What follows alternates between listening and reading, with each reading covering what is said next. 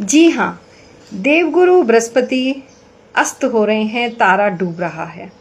जब भी तारा डूबता है वो कुछ राशियों के ऊपर अच्छा इम्पैक्ट डालता है और कुछ राशियों के ऊपर बहुत ही बुरा इम्पैक्ट डालता है जिनकी राशि पर बृहस्पति वर्क नहीं कर रहे होते। जैसा कि आपने टाइटल में ही देखा होगा कि तारा डूब रहा है, 4 राशि वाले हो जाएं सावधान। तो कौन कौन सी राशियां हैं जिन्हें सावधान होने की ज़रूरत है, जिन्हें उपाय करने की ज़रूरत है। 15 जुलाई से लेके 9 अगस्त तक तारा डूबा रहेगा। 9 अगस्त को उदय हो जाएंगे बृहस्पति और शुभ कर्म जो है वो करने लग जाएंगे हम लोग। क्या होता है तारा डूबना? सबसे पहले जो हमारे नए व्यूवर्स हैं, जो ज्योतिष को नया नया जानने लगे हैं, उनके लिए तारा डूबना क्या होता है। तारा 2 तरह से डूबता है, जब शुक्र अस्त हो जाए या फिर आपकी राशि में बृहस्पति अस्त हो जाए। तो इस वक्त 15 जुलाई को बृहस्पति यानी कि गुरु अस्त हो रहे हैं, और जब महागुरु देवों के देव अस्त हो रहे हैं तो क्या होगा? बहुत सारी चीज़ें गड़बड़ हो सकती हैं, बहुत सारी नेगेटिविटी इम्पैक्ट आ सकते हैं, बहुत सारी गलत चीज़ें हो सकती हैं। भाग्य साथ नहीं देगा, क्योंकि भाग्य जो है वो तभी काम करता है जब बृहस्पति हमारा साथ दें। इस चीज़ का ध्यान रखिएगा। जो नए नए ज्योतिष का काम करने लगे हैं उन्हें भी इस चीज़ पे वर्क करने की ज़रूरत है। सिर्फ तंत्र मंत्र की बातें करके या फिर इधर उधर लोगों को बहलाना बंद कीजिए और पूरा प्रॉपर तरीके से लोगों को समझाइए कि प्लैनेट्स किस तरह से वर्क करते हैं। सिर्फ ये मत बताइए कि टोने के बारे में या जादू के बारे में या तंत्र मंत्र के बारे में या फिर कुछ हवन आपने दिखा दिए। गलत कभी भी इम्पैक्ट जो है वो नहीं बताना चाहिए। बिल्कुल सही जो जानकारी है वो पढ़ लिख के आप बताइए। सबसे पहले हम बात करें हैं मेष राशि की। मेष राशि वालों, एक तो आपका तारा डूब गया यानी कि बृहस्पति अस्त हो गए आपकी राशि में। दूसरा, आपकी राशि में शनि की साढ़े साती चल रही है। शनि की साढ़े साती के जो दुष्प्रभाव थे वो गुरु आपको बचा रहे थे और आपका काम पॉजिटिवली चलता जा रहा था। लेकिन अब नेगेटिव इम्पैक्ट आएगा क्योंकि बृहस्पति अस्त हो गए चतुर्थ भाव में। अब ऐसे में आपके सुख साधन में कमी आएगी, भाग्य साथ नहीं देगा, मेहनत का रिजल्ट अच्छा नहीं आएगा। जो भी भाग्य से रिलेटेड चीज़ें हैं वो अच्छा वर्क नहीं करेंगी। जुआ सट्टा लॉटरी में अगर आप जाते हैं, शेयर मार्केट में पैसा लगाते हैं तो डूबत निश्चित है, यानी कि डूबना निश्चित है, यानी कि अस्त होना निश्चित है। पैसे को, भाग्य को संभाल के रखिएगा और हो सके तो थोड़ा सा इस वक्त ठंडे होकर बैठ जाइए। हालांकि 9 अगस्त को दोबारा उदय हो जाएंगे, लेकिन ये 25 दिन आपको बहुत ही सावधानी से बिताने ही चाहिए। पूरे 25 दिन है और 25 दिन में बहुत, कहते हैं ना, जीवन में उलटफेर हो जाता है अगर आपने डिसीजन अच्छे नहीं लिए। बहुत सारा पैसा आपका डूब सकता है, बहुत सारा मान सम्मान आपका डूब सकता है। आपने जो इतनी मेहनत करी थी वो रिजल्ट खत्म हो सकते हैं और जो आपने पैसा लगाया वो डूबता हुआ नजर आ सकता है। आपके क्या कहते हैं, स्वास्थ्य में भी कमी आ सकती है। तो मेष राशि वालों, ध्यान रखिएगा।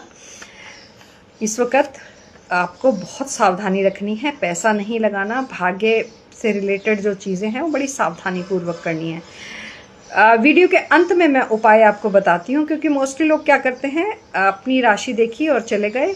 तो राशि के अंत में अगर आप आते हैं तो आपको उपाय भी मिलेंगे। दूसरी राशि जो है वो है कर्क राशि। कर्क राशि के भाग्येश भी बृहस्पति ही चल रहे थे। देवगुरु बृहस्पति ही इनको भाग्य पावरफुल कर रहे थे, इनको पुश कर रहे थे, जैसे इनकी लाइफ जो है आगे स्मूथली चलती जा रही थी। लेकिन अब क्या किया जाए, बृहस्पति हो गए हैं रुष्ट। बृहस्पति जो हैं वो डूब चुके हैं, क्योंकि उनका एक यूनिवर्स का एक सिस्टम है वो चलता रहता है। उसी हिसाब से देवगुरु बृहस्पति को भी चलना पड़ता है। और देवगुरु बृहस्पति जो है इस वक्त भाग्येश, यानी आपका भाग्य नहीं चमकाने वाले। मेहनत का रिजल्ट नहीं मिलेगा। फिर से जुआ सट्टा लॉटरी, पैसों की चीज़ों में थोड़ा सावधानी। वाणी पे आपको थोड़ा कंट्रोल करना पड़ेगा। लोगों से जो मेल मिलाप है आप थोड़ा सा कम मिले इस वक्त, ज़्यादा बढ़िया रहेगा, नहीं तो लड़ाई झगड़े की भी संभावना है। कोई भी चीज़ आप करेंगे उसका रिजल्ट पॉजिटिव नहीं आता हुआ दिखाई दे रहा। तो थोड़ा सा ठंडे दिमाग से चलना, और हो सके तो जब भी जो भी मैं उपाय बता रही हूँ वो इन 25 दिनों में कर लेना। कर्क राशि वालों, दोनों राशि वालों को, मेष को भी और कर्क को भी, पुखराज पहन लेना चाहिए। हम नहीं देते हैं, हम रतन कोई भी नहीं देते हैं, तो मुझसे मत मांगिएगा। मैं सिर्फ अभी आपको उपाय ही दूंगी, वो भी जबरदस्त चमत्कारी लाल किताब के उपाय। तीसरी राशि आ रही है तुला राशि। ना कोई अच्छा रिजल्ट, ना मेहनत का फल, ना भाग्य उदय होता हुआ दिखाई दे रहा है।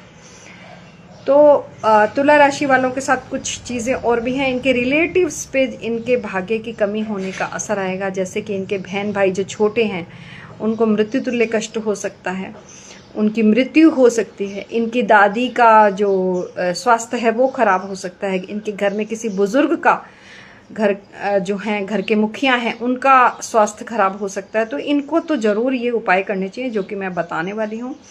पुखराज आप भी पहन लीजिएगा। नहीं पहन सकता है कोई व्यक्ति, नहीं अफोर्ड कर सकता है पुखराज लेना, रतन लेना, गोल्ड पहनना नहीं आप कर सकते तो कोई भी दिक्कत की बात नहीं है। लाल किताब में बहुत सुंदर उपाय हैं। आपने क्या करना है, पीले रंग को अपना लेना है। ज़्यादा से ज़्यादा पीले रंग के कपड़े पहनिए। अंडरगारमेंट्स पहन लीजिए अगर आपको पूरा येलो नहीं पहनना है। रुमाल अपने पास रख लीजिए। धागा आप कलाई पर बांध लीजिए पीले रंग का। पीले रंग का तिलक लगाइए।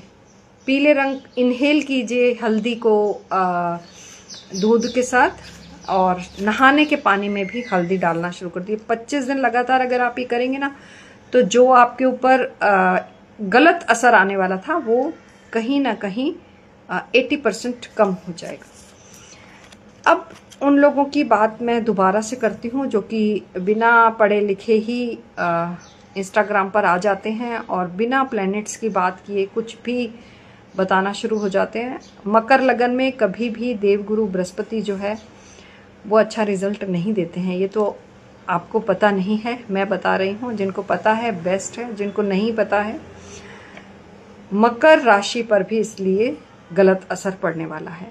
12वें भाव में, तीसरे भाव में मेहनत का भाव है।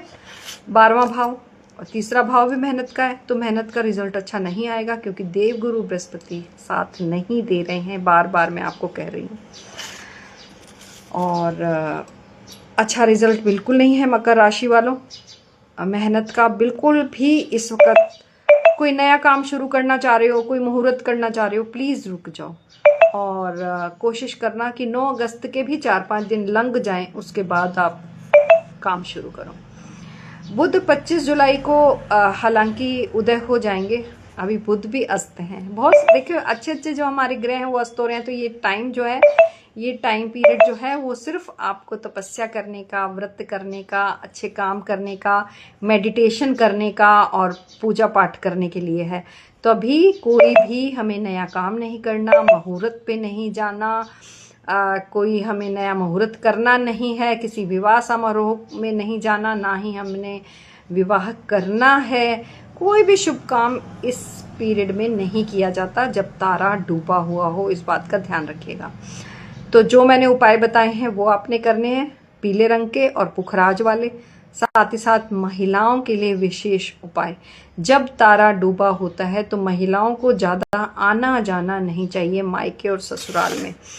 एक जगह टिककर बैठ जाना चाहिए। और अगर आप किसी कारण से मायके में चली जाती हैं तो वहाँ से चावल नहीं लाने चाहिए, वहाँ से शगुन के लिफाफे नहीं लाने चाहिए, वहाँ से मीठा नहीं लाने चाहिए। अगर बाई चांस आप चले जाते हो तो ये चीज़ें मत कीजिएगा। और कोशिश कीजिएगा इन 25 दिनों में एक जगह आप रह जाइए अपने ससुराल में और वहीं पे अपना मन लगाइए और ज़्यादा आना जाना मत कीजिए। बहुत ही आपको लगता है कि मुझे बहुत ज़रूरी काम है और मुझे जाना ही पड़ेगा, तो पीले रंग को लगा के, पीली हल्दी लगा के, पीली हल्दी हाथों पे लगाकर, पीले हल्दी से स्नान करके जाइए।